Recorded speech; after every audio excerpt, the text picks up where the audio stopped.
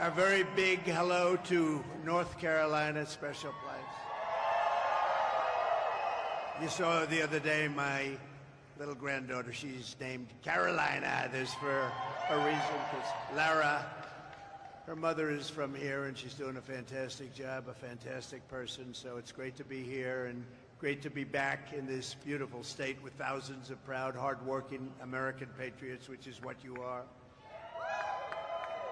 I want to thank very much Glenn Mosack and everyone at the Mosack Group for welcoming me today. This is a beautiful, fantastic place. And I must tell you, Glenn is the owner and the boss and all of that, and he grabbed me as I'm coming up. He grabbed me, "Sir, I want to just tell you something." He said, "Before tariffs, when you put those tariffs on, this was just a dead, empty building. It wasn't functioning. And you put those tariffs on, and now we're a manufacturing powerhouse." He said they were only importing product. Now they're making product, and they're making a lot of it. You see a lot of it here. That's a lot of product. And I really, I know that. I've known that for a long time, and that's what we're going to be doing on a much, much larger scale. And our congressmen that are here and senators, a lot of people here. I'll just introduce a couple real fast, but I just want you to know that I couldn't have been more beautifully greeted when Glenn said that, because I've been trying to explain that to people. They don't understand it, but this was he called it an empty hulk, and now it's a thriving business. We're also joined by, thank you very much. We're also joined by congressional nominees. Mark Harris is doing fantastically well. No relation to Kamala Harris, I don't assume. No, he's not. No, I don't think so. You're doing very well. You're doing better than she is, I can tell you that, in the polls. And Pat Harrigan. Thank you. Good luck, Pat. I heard you're both doing great. And of course, North Carolina GOP Chairman Jason Simmons, who's a fantastic job. I heard we had a great poll this morning. That was good. We're doing well. We've won North Carolina twice, and we got to win it one more time. And we win North Carolina, we're going all the way. Perhaps we go all the way anyway, but this is a very important place, a very important state, and I love it. And as the expression goes, we have family here, and we really do. I also own a big enterprise down the road at Lake Norman. Does anybody know of what I have? And it's been very, very successful. Trump National has been great right on Lake Norman, which is so beautiful. I wish I had time to go see it. I won't have time to even see it. I got to go in and out, but I'll be back.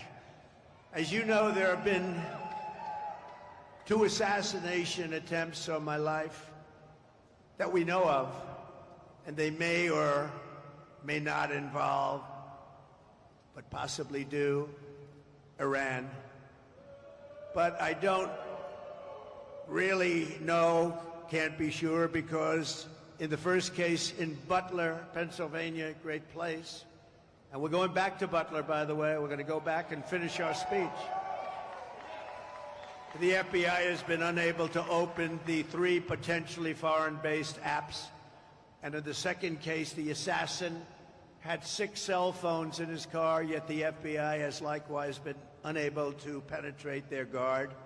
Shouldn't be tough to do. They want to know, and I want to know, and the whole country and maybe the world wants to know, who is he calling? Who is he calling? In the old days, the FBI and the DOJ used to capture people before anything happened. In current days, the upper echelon of the FBI is all talk while they focus on the sitting president's political opponents. That's what they're doing. They spend so much time. We won the case in Florida. It's all a big scam. It's all against a political opponent, me, who's doing better in the polls than anybody else, and should be hopefully able to recapture the presidency in 41 days and make our country great again. But all they focus on is their political opponent. But they must get Apple to open these foreign apps, and they must get Apple to likewise open the 6 phones from the second lunatic, who's a lunatic, and open them immediately, because we have a lot at stake, whether it's me or any other former president. They break into apps all the time. They had no problem breaking into the apps of the J6 hostages. They broke into those apps. And they could be Iran-based. They could also be something else. But we'll never know until they're opened, and they got to get them opened. And really, why is it that the father of the shooter in the Butler instance has one of the best and most expensive lawyers in the entire state of Pennsylvania? How did he get to this expensive lawyer, big law firm, the biggest in Pittsburgh? Where did he get this big law firm from? It's sort of strange. If I were president and a former president and a leading candidate, I'm the leading candidate by far to be the next president. And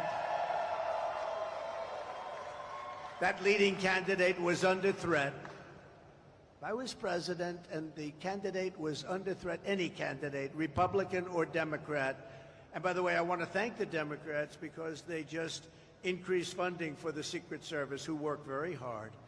They increased funding for the Secret Service, and nobody will believe this. It was a unanimous vote. Republicans, every single Republican, every single Democrat present voted in favor. That was the first unanimous vote we've seen in a long time, and that's to increase the funding of the Secret Service. So I thank everybody in Congress.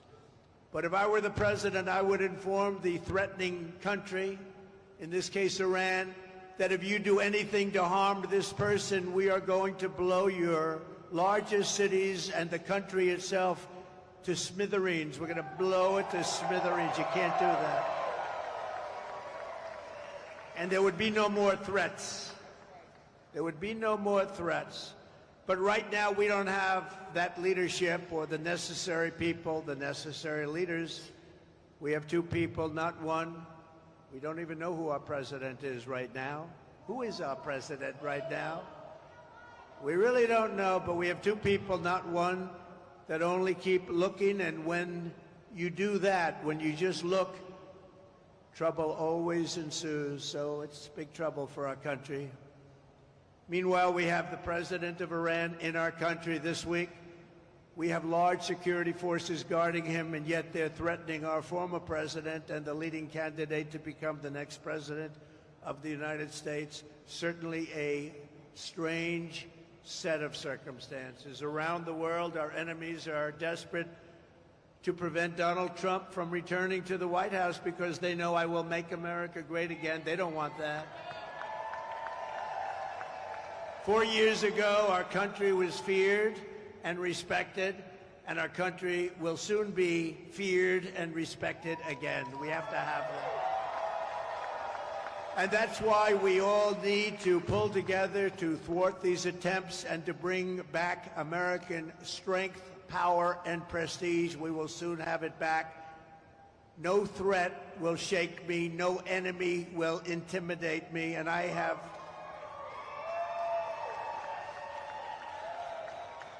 never been more determined than I am today, and I will never back down in my fight to make America great again, which is what we're doing.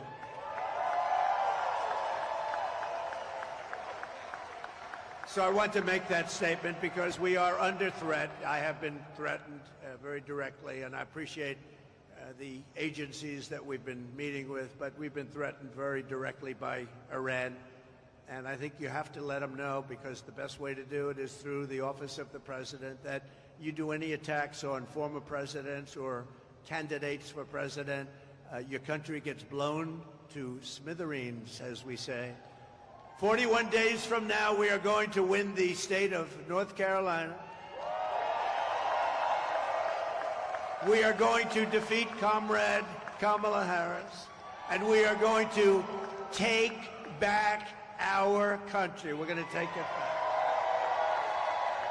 Yesterday, I was in Georgia, a great place, to outline my plan for an American manufacturing renaissance. That's what we're doing. We got tremendous reviews on that speech. Now today, Kamala Harris is supposedly announcing her so-called plans to support manufacturing and wealth creation.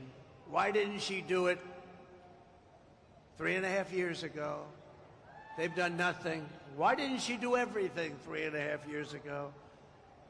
She's been there for almost 4 years, and she didn't do it. She didn't create wealth. She destroyed 22% of the value of every dollar in your pocket and jeopardized us in front of the remaining portions of the marketplace. And the world's reserve currency is under siege right now. A lot of people think we won't have the reserve currency. If we lose that, that's like the equivalent of losing a war. We will have it. If I'm elected president, we will have the world's reserve currency in better shape and order, and every country will follow it. And if they don't, we will put tariffs on that country, and we won't trade with that country, and they will then call us and say, we would love to have you continue to be the world's reserve currency, sir. So easy. It's so easy, but you need the right messenger. You need the right messenger.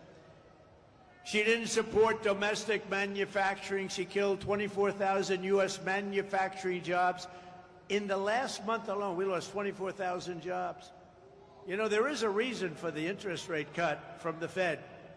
Big part of that reason is that our economy is doing really, really badly. Kamala goes to work every day in the White House. Families are suffering now. So if she has a plan, she should stop grandstanding and do it. Just do it. You have a few months left. Do it. Do it. You have plans for the border? Do it now. You know, you don't need anything at the border. All you need is the President of the United States to say, the border is closed. I didn't have anything. I had only a good thought process. I closed the border. I built hundreds of miles of wall, and I got Mexico to give us thousands of soldiers to guard our country so people didn't come in. And we had the safest border in the history of our country. I didn't need to have a document. I was president. I said to the Border Patrol, nobody better than the Border Patrol and ICE and all of the rest, law enforcement in this country, of which I have the endorsement of almost every single law enforcement group. But Kamala should have closed the border years ago, and we wouldn't have hostile takeovers of Springfield, Ohio, Aurora, Colorado, where they're actually going in with massive machine gun type equipment.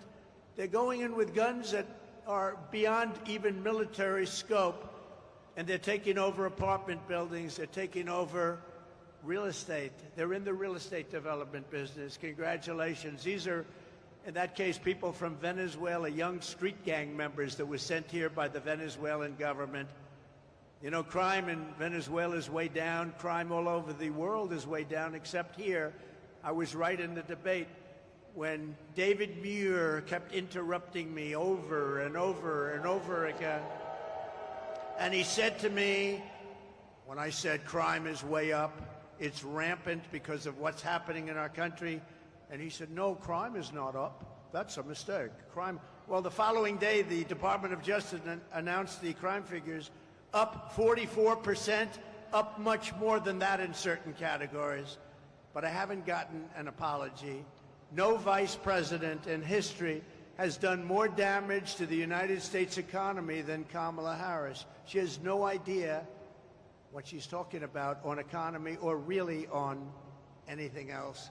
If you watched Oprah the other day and you watched those answers, you wouldn't even be thinking of her for President of the United States, because we had 4 years of that, and our country can't take 4 more years of that, I can tell you. But twice she cast the deciding votes that caused the worst inflation in maybe 100 years. She abolished our borders and flooded our country with 21 million plus illegal aliens. They came in from all over. Think of it. They came from prisons and jails. They came from mental institutions and insane asylums. They're terrorists. They're criminal street gangs. They're MS-13. We took millions of people like this into our country, and we're going to get them out, and we're going to get them out fast, I can tell you. No country can survive that. No country can survive it. But ask yourself, is anything less expensive than it was 4 years ago? Where are the missing 818,000 jobs? Remember they said 808, they were fake jobs.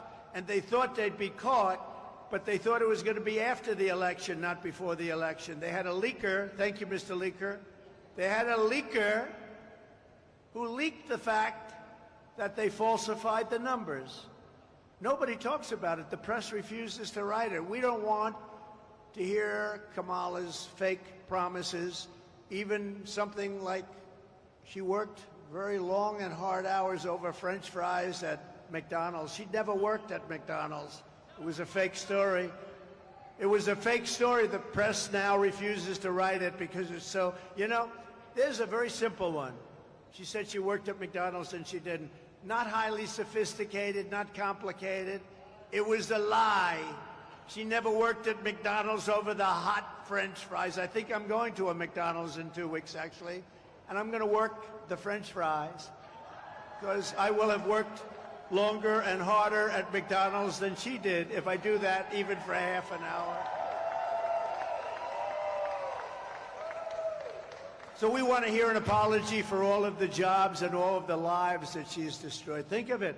They created 818,000 fake jobs so that the job numbers would look better. But they got caught before the election. They were going to announce it after the election that it was a mistake. It wasn't a mistake. It was fraud. And the Attorney General should look into it because nobody's ever had that kind of a mistake before in this country. 800, almost 1 million jobs, a mistake. But she got caught. So I just, sometimes these whistleblowers and leakers are okay with me. Kamala Harris is a one-woman economic wrecking ball. And this November, the people of North Carolina are going to tell her we've had enough. We can't take it anymore. Kamala Harris, you're fired. Get out. You're fired. You did a lousy job as vice president.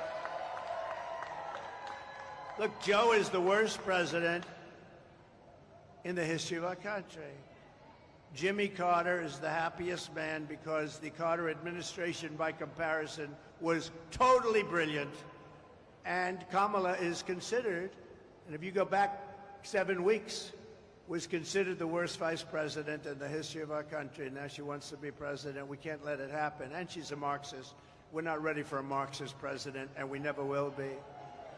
North Carolina was once the beating heart of American manufacturing. I know it very well. I was here many times to buy furniture for buildings. I'd come and I'd look, and there was nobody like the Craftsman of North Carolina. It was filled with companies like this one and known everywhere for its incredible craftsmanship and skill. I know from personal experience, though, that I was a big buyer. I bought a lot of things here. That there was no place for furniture in particular like North Carolina. You were the furniture capital of the world, but now so much of that business has been stolen from you, and it's made in China and other places. And by the way, it's not as good. The quality is nowhere near. You made furniture. You bought a chair. It was good for 30 years. You buy some of these chairs that they sell you now, they break after about 2 months. People are laying on the floor, suing you for giving a bench. Then on top of it all, our government keeps them out. Then on top of it all, you get sued because they fell out of a chair at a hotel. Boy, oh boy, you made the best product. You made the best furniture. After the twin betrayals of NAFTA, which I ended, and China's entry into the WTO, World Trade, North Carolina lost over 300,000 manufacturing jobs quickly, including 60% of its furniture manufacturing jobs, and that number was going up until I came along. No one in Washington ever cared until me. In 4 short years, I ended NAFTA, the worst trade deal ever made, and replaced it with the USMCA, considered the best trade deal ever made, kept you in business. And I stood up to China like never before, including by imposing a 22% tariff on all Chinese furniture imports, saving the North Carolina furniture industry, what was left of it, because when I got there, you were in bad shape. But I saved the rest of the industry from total obliteration, just like Glenn said here. This building was an empty hoaxer until you put tariffs on, and now it's thriving, and a lot of people working here. It's a beautiful, beautiful site, beautiful place, great-looking product. Almost overnight, we reduced Chinese furniture imports by 25%. And I just want to say to North Carolina, you're welcome. Get out and vote for Trump. That's all I ask. I don't ask much. Vote for Trump, right? These beautiful women are from North Carolina. They have been following me all over the United States for years. This is number 232, and this isn't a rally. This is just a gathering of business people, just letting them know how well we're doing with all of the things that we're doing and how well we're doing in the polls. We're doing very well. We're leading in North Carolina by nice numbers, I think, but the real story is now being told because you're hearing the story. But these women have followed me all over. Their husbands are great people that put up with them. They are all over. Look how beautiful they are. And they follow me to California. They follow all over the country. And now finally we're in North Carolina, so you don't have to go so far. They live about 20 minutes away. But they are unbelievable patriots, and we appreciate it. There's actually about 50 of them. And I often wonder, you know, they're happily married. They're great, great people. They're happily married. But boy, their husbands, I say, darling, I'm leaving for a couple of days. We're going on. He's going, you're going to watch him again? But we love you, and we appreciate it. And above all else, they're patriots. They want to see our country get better. So thank you. Thank you very much. So to the workers of this state, when you hear Kamala Harris attack my tariffs today, you wouldn't have anything left at this state if I didn't do what I did. This building would be now shuttered, closed, empty, no jobs, and now it's thriving. We're going to do the same thing on a very large scale for our country. We're going to make our country something that nobody thought it was even possible. Just remember, Kamala's not attacking me. She's attacking your furniture jobs. She's attacking your communities. She's attacking your factories. And she's trying to send all of those jobs to China with everything else. And we're not going to let that happen. Joe got all that money for China. You know, China paid him a lot of money. So did Ukraine. So did Russia. They got a lot of money. Remember when I said during the debate, when Chris Wallace was the host, he did not so. How's Chris Wallace doing lately? Not too good, right? He's not doing too good. I said, why did the mayor of Russia's wife pay you $3.5 million cash? How come? And Chris Wallace stopped me. You're not supposed to be asking that question. I said, why not? That's a question. He wouldn't let it be asked. You know, I had 3-on-1 the other day, and I had 2-on-1 then. I always have unequal odds, but we handled it very well. We got great marks on that debate. We had a woman debating. She just talked about, like, the birds and the bees. She didn't talk about, when you asked a question, there was never an answer. There was never any knowledge. When you saw her the other day, and by the way, when she did the interview previous with the Pennsylvania person who was a nice person, I know him very well, they were the softest questions. She was unable, literally unable, to answer the questions. And we can't have that. We cannot have it. We need 4 strong years. We have to bring our country back. Under my plan, American workers will no longer be worried about losing your jobs to foreign nations. Instead, foreign nations will be worried about losing their jobs to America. You've never heard that before. And you've never heard that before, I don't think. We're going to take their jobs, we're going to take their factories, and we're going to bring trillions and trillions of dollars in wealth back to the USA and back to North Carolina. A lot of those jobs, especially those furniture jobs, they're going to be coming back. It's not overly complicated, and we're going to explain it. And it's what many countries have done to us for years and years and years. And we didn't do it because we didn't have the leadership necessary to understand what was going on. Here is the deal that I will be offering to every major company and manufacturer within our country. I will give you the lowest taxes, the lowest energy costs. I will cut your energy in half. The lowest regulatory burden and free access to the best and biggest market on the planet Earth, but only if you make your product here in America and hire American workers for the job. You know, I had Wall Street geniuses calling me up yesterday. I said this yesterday when I was in Georgia, where we're leading also, by the way. That's nice, by quite a bit. But we were in Georgia and doing well, and they called me up after the speech and they said, "What? Who gave you that idea to cut the taxes, but only if you make the product in the USA?" Pretty good idea. They said, "Who gave you that idea?" I said, "I did. If you don't make your product here, then you will have to pay a tariff when you send your product into the United States, and we will take in hundreds of billions of dollars into our treasury and use that money to benefit American citizens." But really what's going to happen is they're going to end up building their factory here so they don't have to pay the tariff. That's really what's going to happen, most of it.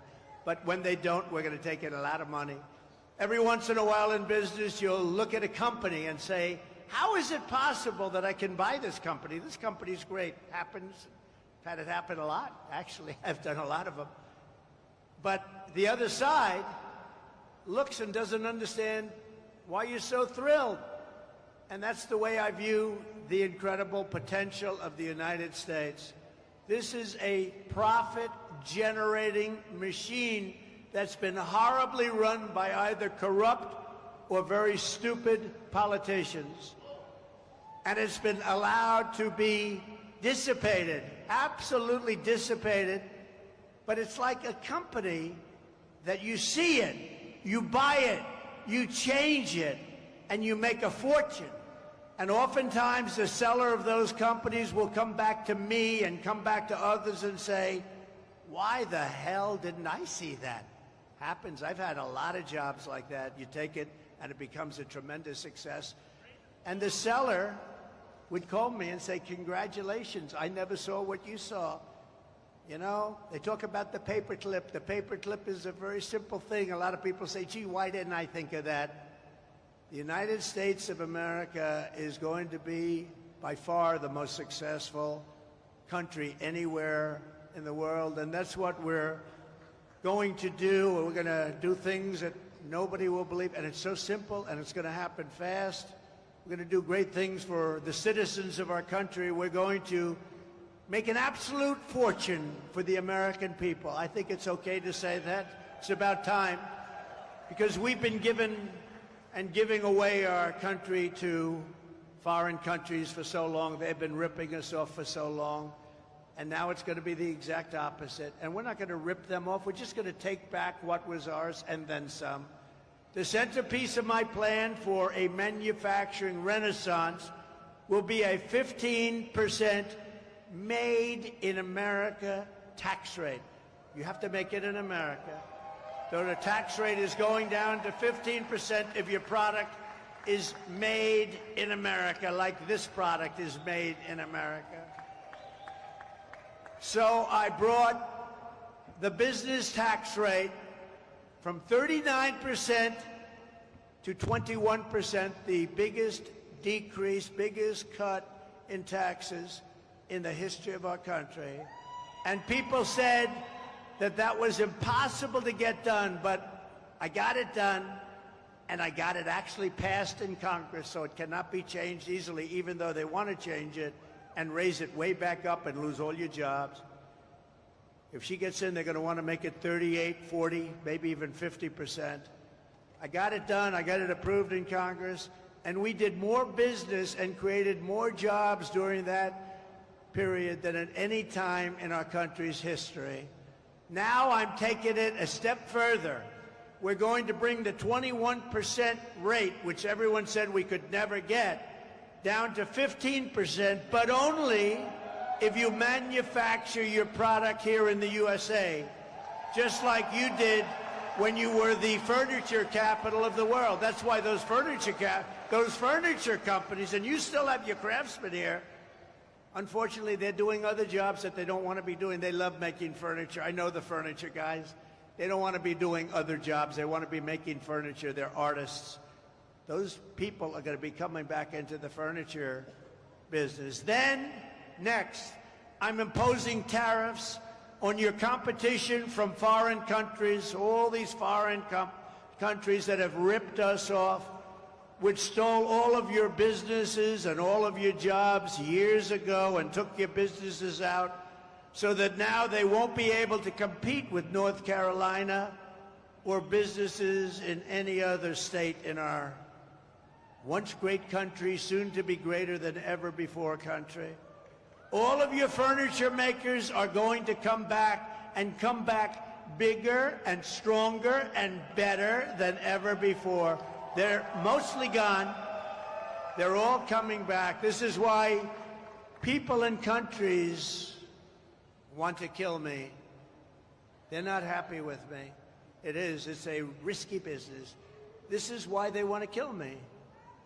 They only kill consequential presidents, remember that. But this is why, if you're one of the countries that's affected, you're not happy with what I'm saying. When they used to say they like Barack Hussein Obama, of course they do, because he did nothing to help us. When they like Biden, who doesn't know he's alive, of course they like him, because he does nothing to bring your businesses back. He lets the world rob our country, the robber barons. He lets them rob and steal from our country, and most importantly, he lets them take our jobs. U.S.-based manufacturers will also be able to write off 100% of the cost of heavy machinery and other equipment in the fiscal year. So you got the greatest thing in the world. You're going to have protection from them coming in, because we're going to put on from 50 to 200% tariffs. You're going to be protected. Your companies are going to come in. They're going to pay a low tax rate and a really low tax rate if they make their product in America, which is what we want to do, because we're creating jobs like no other country would be able to create jobs. By contrast, listen to the deal that Kamala Harris is offering to companies to keep jobs in America. First, the tax queen, they call it the tax queen because she's a big tax raiser, is demanding a 33% tax hike on all domestic production. That means those companies are leaving. That's all it means. You know, these are companies that are smart, and they owe it to their shareholders or their families or whoever owns the company. They'll leave. They have to leave. So she wants to increase their taxes. They're already leaving, and she wants to increase. That means they're gone. Do we agree, North Carolina? The ladies of North Carolina agree. That's not a tough one, though. You've had tougher questions than that. No, she wants to raise the taxes on businesses, so now they can all leave. Next, she wants the largest capital gains tax in the history of our country. And then she is promising a brand new wealth confiscation tax, or unrealized capital gains tax.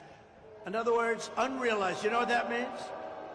That means, you know, a lot of people are rich, but they don't have cash because they're spending it in their business and other things. That means they're going to have to sell their business in order to get cash, because she's taxing you and you haven't done anything. The only one going to make a lot of money are going to be the appraisers, the accountants, and the lawyers. That will drive our country into a depression like in 1929. In addition, Kamala is shutting down power plants nationwide, causing electricity prices to soar by more than 100%. You know, your energy costs are much too high right now. and she's going to be lifting them by at least 100%, and she'll close down all fracking and all fossil fuel development. She's been saying it for years. So she had 15 different policies that she's changed. And over the years, I've been, into politics, but mostly on the other side, like writing checks for politicians. Campaign contributions, extremely legal, but I've been on the other side, campaign contributions. And I've seen on occasion a politician make one change in policy, maybe two. She's made 15. She wants to confiscate your guns. She wants to do this. She wants to that. She wants absolutely there will be no fracking. She said it all over the place.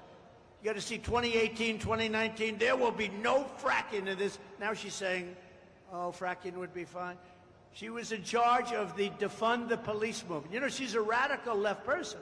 Her father is a Marxist professor. He teaches what his daughter is now trying to teach you. No, we don't want Marxists to be running our country because it's a short way to, we passed socialism.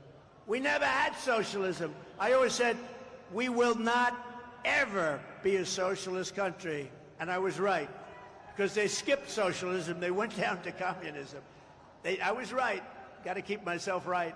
No, we skipped socialism. This is unbelievable that this woman is running. She's a communist. Her views are communist. She destroyed San Francisco. The greatest city in this country 15, 20 years ago was San Francisco. She destroyed San Francisco as DA. She destroyed California as the Attorney General. She was Attorney General of California. She destroyed it. Most beautiful place on earth. Best weather, beautiful ocean, and everything. And now you look at it, look at what it's done. And Newsom, Gavin Newsom, has done a terrible job. He's a terrible governor. She's destroyed it, and she'll destroy the United States of America if she becomes president. And all those things that she wanted, a politician always goes back to where they came from. Defund the police. Think of it. She headed up defund the police for years. She was one of the originators of defund the police. Anybody that wants to defund the police and is a party to that even for one day has no right to be the President of the United States. Right? Under my plan, we will cut energy and electricity prices in half, not only for businesses, but for our great young ladies from North Carolina. Your prices, they're pretty rich people, I think. I don't think it's going to matter to them, but it's going to matter to a lot. Will cutting the energy prices mean anything to you ladies? Still good, right? It's money. But we're going to cut it in half, not only for your businesses, but for everybody. Within 12 months, we will double our electricity capacity to compete with China and other countries on artificial intelligence. People don't know the AI, artificial intelligence, is a big thing. Everybody wants it. China's already building massive electric plants. To be able to compete, you need more than double the electricity that you already have in this country, or you can't compete. It is an electricity-eating monster. And we're going to be able to do that, and we'll be more than able to compete. We're going to be able to get it done, but not if somebody else is president. It'll be a disaster. To slash burdens on workers and businesses, we will cut 10 old regulations for every one new regulation. So I cut more regulations during my 4-year term than any other president in history during any term. And we're going to keep it going. Some of them have been put back by Biden and Harris. And to the auto workers of our country, we love you. I am pinpointing you for greatness. China is right now building major auto plants in Mexico. They didn't start them with me. They knew that it wasn't going to work with me. As soon as I left, they started building. And they think they're going to sell their cars into the United States and destroy Michigan, South Carolina, North Carolina, Georgia, a lot of other places where they make autos or auto parts. And it's not going to happen. We will put a 100% tariff on every single car that they want to come across our border, and tell them only that they'll get rid of the tariff under one circumstance: if you build your plant, not in Mexico, but into the United States, and use our people as your workers. I will bring automobile manufacturing back to the highest level in the history of our country. We will be like it was 50 years ago, when there was virtually nobody else to compete with us. We're going to bring back the automobile manufacturing at a level that we haven't seen before in many, many years, maybe never. Vote Trump, and you will see a mass exodus of manufacturing from China to Pennsylvania. You haven't heard that too much. From Germany to Georgia, from South Korea to North Carolina, you're going to see a tremendous exodus the other way. You haven't seen that. We were getting ready to do it, and then a lot of bad things happened. We did much better, by the way, in the election of 2020 than we did in 2016.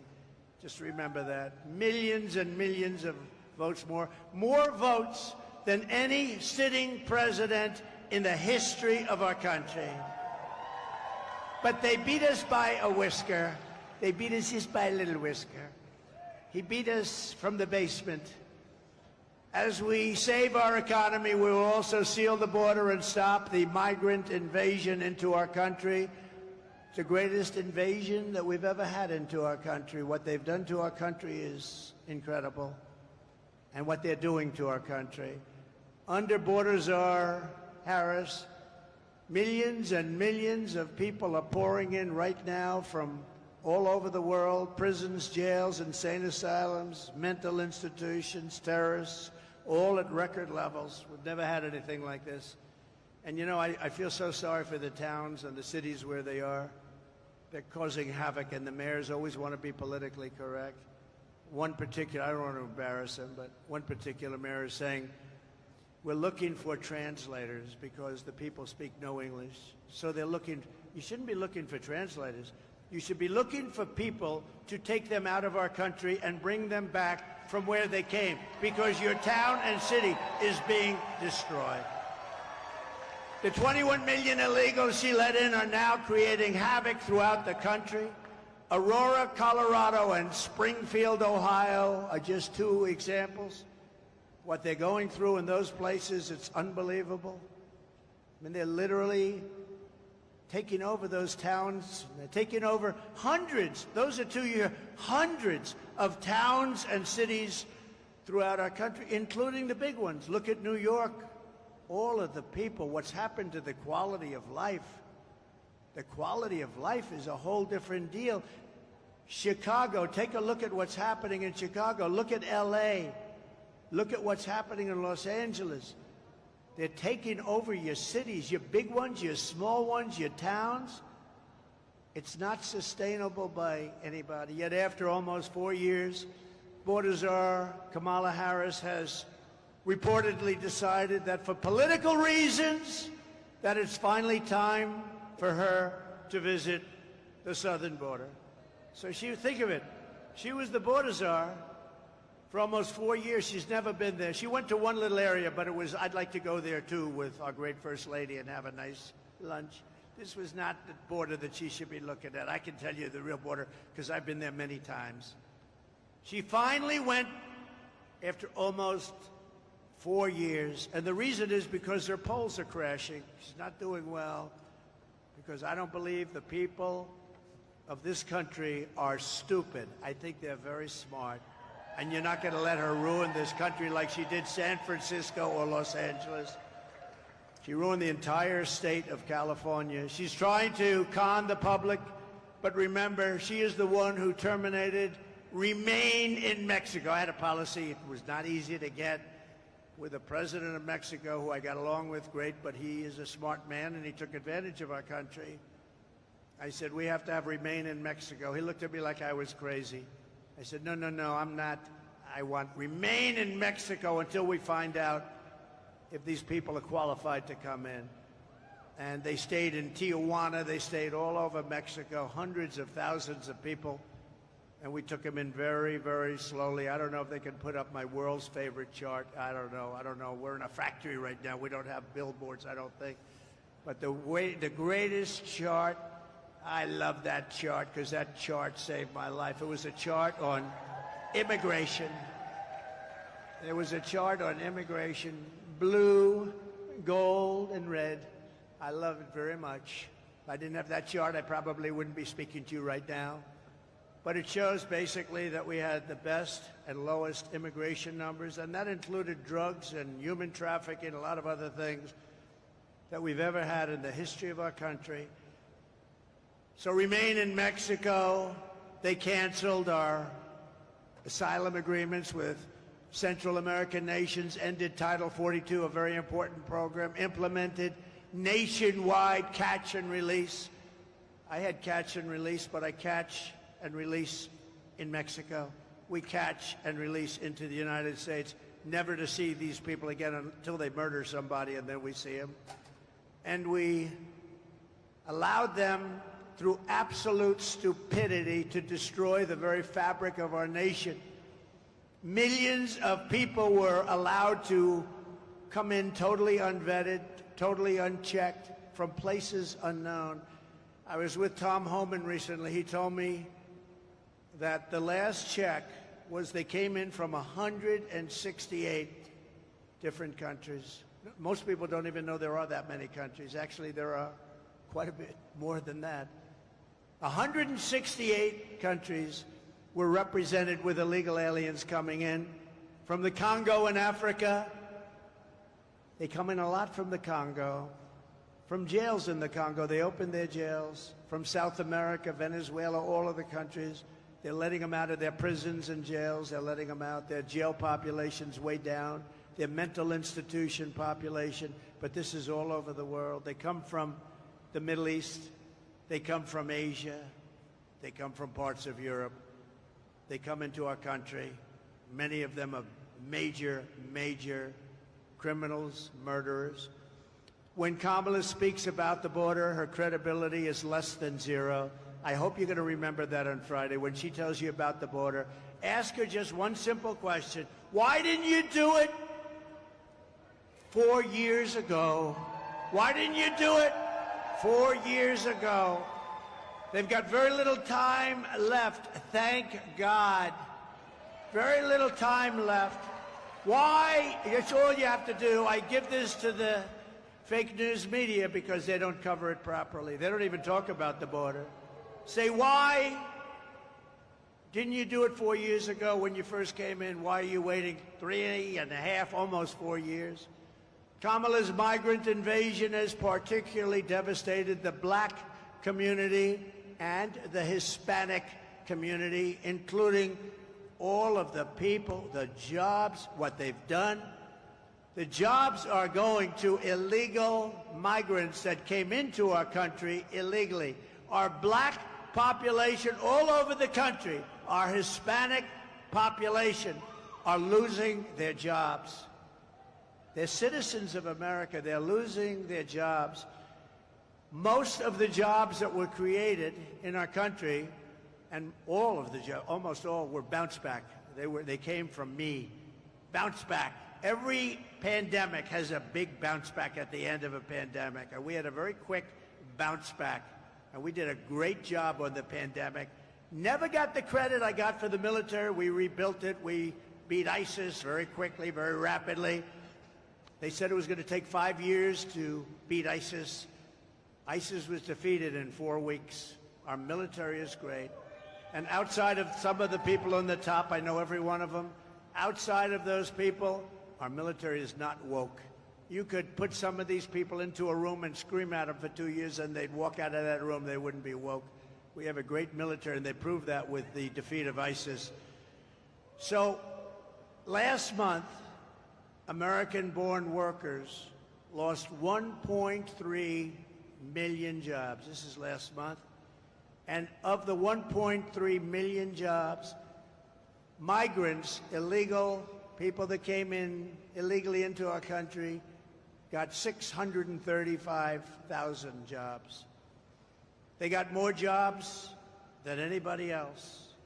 The black population and the Hispanic population is being devastated by Biden and Kamala Harris, by these millions of people that are coming into our country.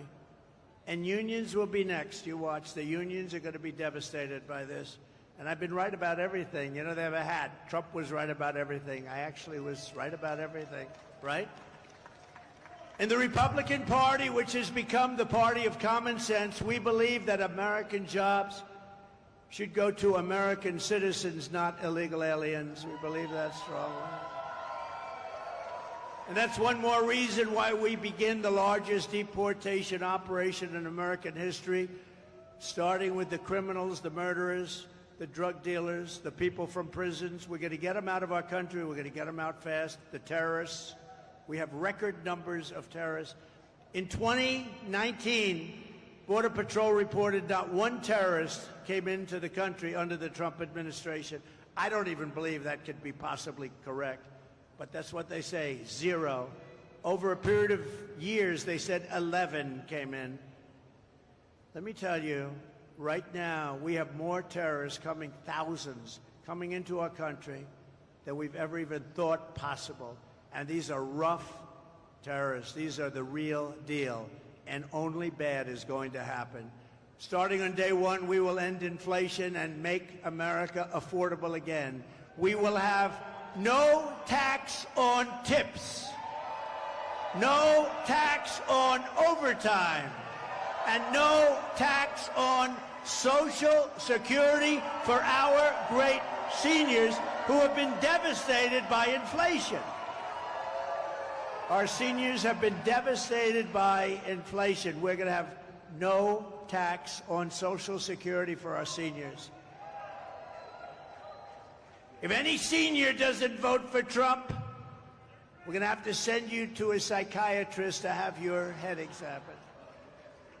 And while working Americans catch up, we're going to put a temporary cap on credit card interest rates at 10%. People are paying 22%, 25%. It's not fair. We're going to put a temporary cap at 10%. I will settle. The war in Ukraine, oh, what a problem, what a horrible. This is a war that would have never happened.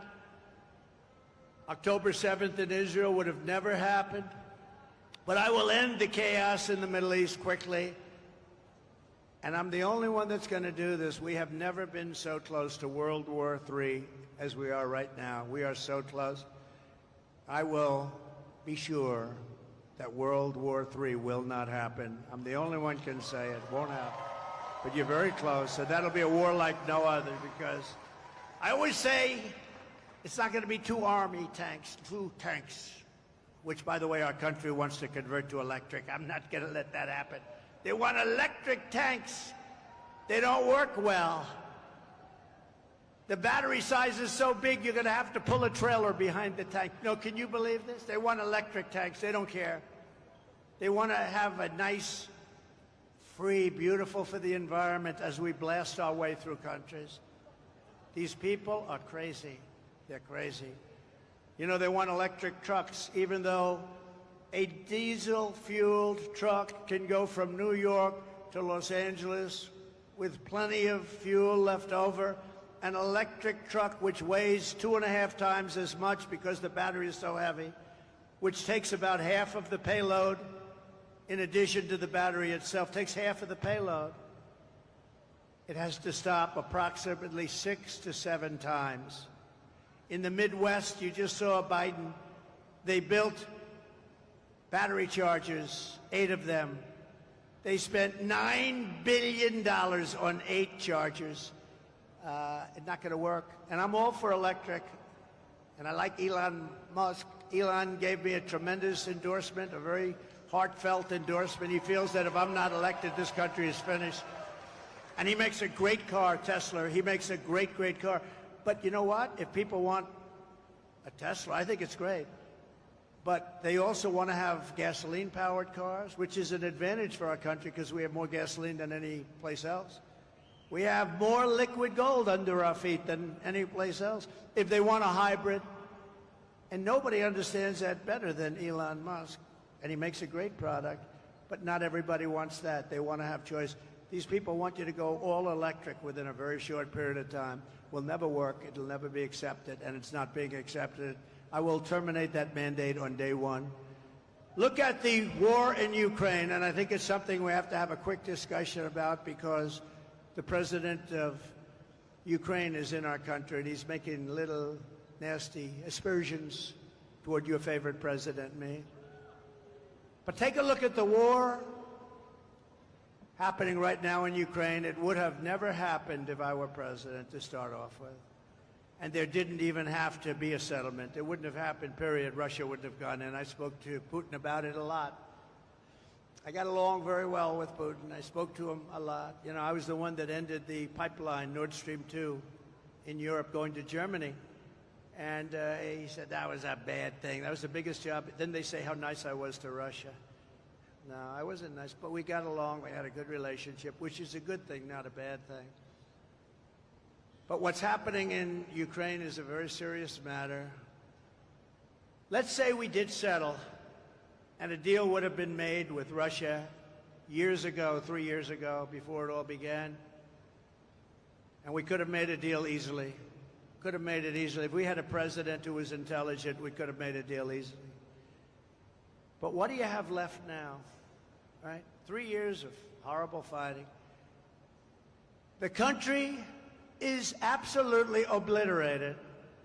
Millions and millions of people, including all of these great soldiers, they're dead. Those gorgeous buildings with golden towers are demolished and laying broken on their side. And you'll never see that kind of a town or city again. Can never be duplicated. They're all demolished other than Kiev. You'll never be able to rebuild the cities or towns the way they are. Impossible to do. They were thousands of years old. And just think about it. Just 3 years ago, you had a beautiful civilization. Millions of people that were living that are now not with us any longer.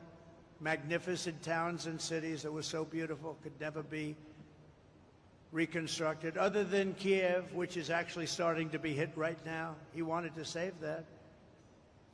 Most of the country is gone. The heritage is gone. So many people are dead. Many people have left for Poland, for Hungary, and for other places, never to return. And that includes many, many Russian soldiers are dead. A deal could have been made. There wouldn't have been one person that died, and there wouldn't have been one golden tower laying shattered on its side. A deal could have been made if we had a competent president instead of a president that egged it all on. And Biden and Kamala allowed this to happen by feeding Zelensky money and munitions like no country has ever seen before. Every time he came to our country, he'd walk away with $60 billion. He's probably the greatest salesman on earth. But now, Ukraine is running out of soldiers. They're using young children and old men because their soldiers are dying and other things are happening to them that we won't even discuss. So many are badly injured. And what do you have? What deal can we make? What deal can we make? It's demolished. The people are dead. The country is in rubble. And who are these people that allowed this to happen? Who are these people? I said, don't let it happen. This never happened in my 4 years. I told President Putin, you're not going to do it. He would never have done it. They started to form after I left. And I actually thought they were forming as a negotiating tactic for Putin. I thought it was a negotiation. But through a lot of bad statements and stupid statements, he went in, and he's no angel. It's all such a horror. Biden and Harris caused this situation by the stupidity of what they said by every move they make. But they caused the situation, and now they're locked in. They're locked in. I watched this poor guy yesterday at the United Nations. He didn't know what he was saying. They just don't know what to do. They're locked into a situation. It's sad. They just don't know what to do because Ukraine is gone. It's not Ukraine anymore. You can never replace those cities and towns, and you can never replace the dead people, so many dead people. Any deal, even the worst deal, would have been better than what we have right now. If they made a bad deal, it would have been much better. They would have given up a little bit, and everybody would be living, and every building would be built, and every tower would be aging for another 2,000 years. And it will only get worse with these people. With Kamala she doesn't know what she's doing. More people will die. More cities will fall. The ones that fell will continue to receive more and more bombs. They'll be broken up asunder, worse than they are right now. Nothing is standing. The crops are dying. There's really nothing for the Ukrainian people to move back to. And it didn't need to happen. Those buildings are down. Those cities are gone. They're gone. And we continue to give billions of dollars to a man who refuses to make a deal, Zelensky. There was no deal that he could have made that wouldn't have been better than the situation you have right now. You have a country that has been obliterated, not possible to be rebuilt. It'll take hundreds of years to rebuild it. There's not enough money to rebuild it if the whole world got together. They're not going to be satisfied until they send American kids over to Ukraine, and that's what they're trying to do. And the moms and dads of America don't want their kids fighting Ukraine and Russia. And we're not going to have our soldiers die across the ocean.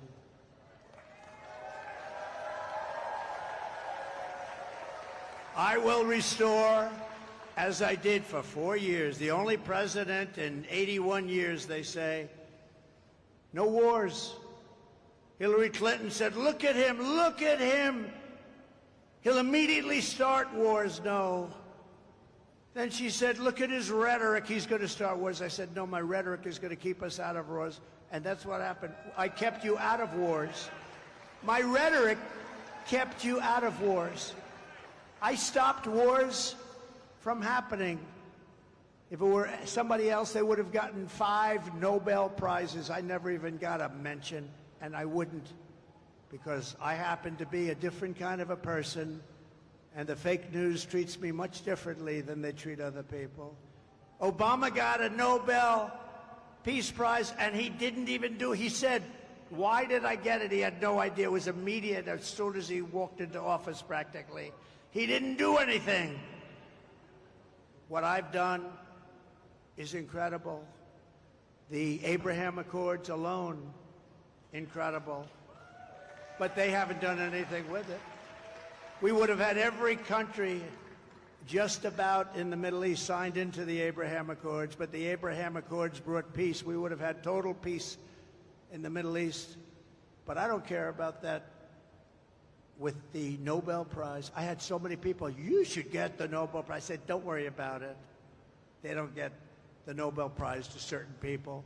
But these are the people that get things done. These are the people that understand strength and they understand peace, because we will restore peace through strength. We will rebuild our cities, including Washington, D.C., making them safe, clean, and beautiful again. We will keep the U.S. dollar as the world's reserve currency.